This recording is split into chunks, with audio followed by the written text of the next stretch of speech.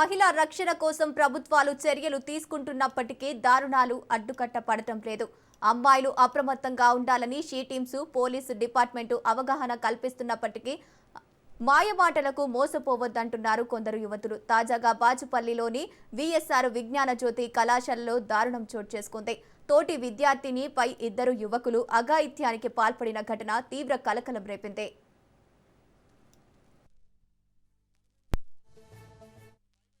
బాధితురాలితో చనువుగా ఉన్న ఆశీస్ అనే విద్యార్థి ఈ దారుణానికి ఒడిగట్టినట్లు బాధితులు తెలిపారు. ఏడాది నుంచి ఆశీస్ అఘాయిత్యం చేస్తున్నట్లు పోలీసులకు ఫిర్యాదు చేసింది.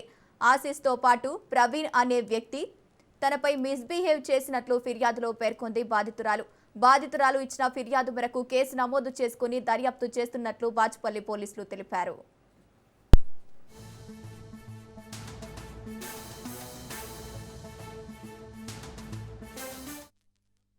26 ఫిబ్రవరి రోజు మనకు విక్టిమ్ వాళ్ళ మదర్ కంప్లైంట్ ఇవ్వడం జరిగింది. వాళ్ళ daughter third year BTech student, అదే కాలేజ్ చెందిన ఇంకో అబ్బాయి ఆశీష్ అనే అబ్బాయి థర్డ్ ఇయర్, అతను కూడా కానీ డిఫరెంట్ బ్రాంచ్.